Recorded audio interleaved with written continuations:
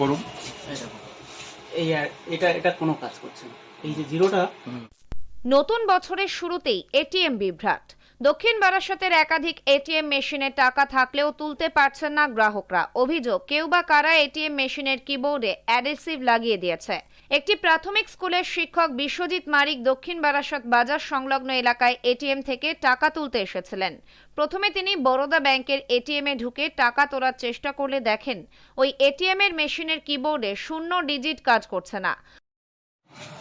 এখানে টাকা তুলতে এসে যেটা দেখতে পাচ্ছি, এটিএম যে মেশিনটা রয়েছে সেখানে জিরো যে বাটনটা রয়েছে সেটা কোনো কাজ হচ্ছে না। কেউ বা কারা কোনো কি স্বার্থের জন্য জানি না, তারা হচ্ছে আঠা জাতীয় কিছু সেইটা লাগিয়ে দিয়ে গেছে।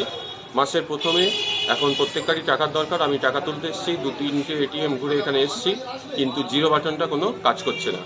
একটাই যেটা অনুরোধ সংস্থাকে, অর্থাৎ ব্যাংকিং যারা এখানে চালাচ্ছেন সেই ব্যাংক কর্তৃপক্ষকে অনুরোধ, এইগুলোর যাতে সিকিউরিটিটা আরও যাতে জোরদার করা হয় এবং যাতে রক্ষণাবেক্ষণগুলো আরও ভালো করে হয়, মাসের প্রথমে এইগুলো দেখার জন্য তাদেরকে অনুরোধ করছি।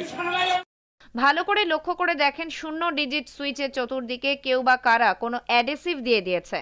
জরুরি প্রয়োজনের জন্য তিনি এরপর পিএনবি ব্যাংকের এটিএম এ ঢুকে টাকা তোলার চেষ্টা করতে গিয়েও একই ঘটনার সম্মুখীন হন। সেখানেও ঠিক একইভাবে মেশিনের 0 সুইচের ধারে অ্যাডহেসিভ দেওয়ার জন্য তিনি টাকা তুলতে পারলেন না। বিষয়টি এটিএম সংস্থাকে গুরুত্ব দিয়ে দেখার জন্য আবেদন জানান ওই শিক্ষক।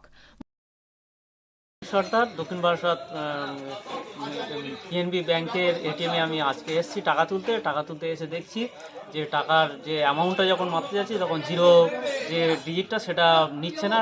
কে বা কারা হচ্ছে ওই জিরো ডিজিটের উপরে হচ্ছে কোনো আঠা বা জাতীয় কোনো কিছু লাগিয়ে দিয়েছে, যার জন্য এটা কাজ করতে পারছে না। সুতরাং মাসের প্রথমের দিকে এরকম টাকা তুলতে অসুবিধা হচ্ছে, সেই কারণে ব্যাংকিং কর্তৃপক্ষকে অনুরোধ করছি আপনারা এটা একটু দেখুন যাতে এর সমস্যার সমাধান করা যায়, যাতে পাবলিকগুলো এরকম হ্যারেস বা অসুবিধা যাতে না পায়। মূলত এটিএম থেকে টাকা তুলতে গেলে জিরো সবচেয়ে বেশি গুরুত্বপূর্ণ, যার কারণ প্রত্যেকটা টাকার অংশে জিরো ব্যবহার করতে হবে। তাই যে এই কাজটি করেছে সে অত্যন্ত চালাক এবং চতুর। তবে কি কারণে করেছে সেটা তদন্ত সাপেক্ষ। এ প্রসঙ্গে এক পুলিশ আধিকারিকের সাথে যোগাযোগ করলে তিনি বলেন বিষয়টি নজরে এসেছে, গুরুত্ব দিয়ে দেখা হচ্ছে কে বা কারা এই ঘটনার সঙ্গে জড়িত আছে। একই ঘটনা ঘটেছে অন্যান্য গ্রাহকদের ক্ষেত্রেও। একই ঘটনা ঘটছে অন্যান্য গ্রাহকদের ক্ষেত্রেও।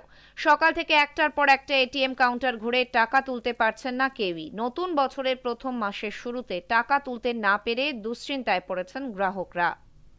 দক্ষিণ 24 পরগনা থেকে সুমন সাহার রিপোর্ট, লোকাল 18 বাংলা।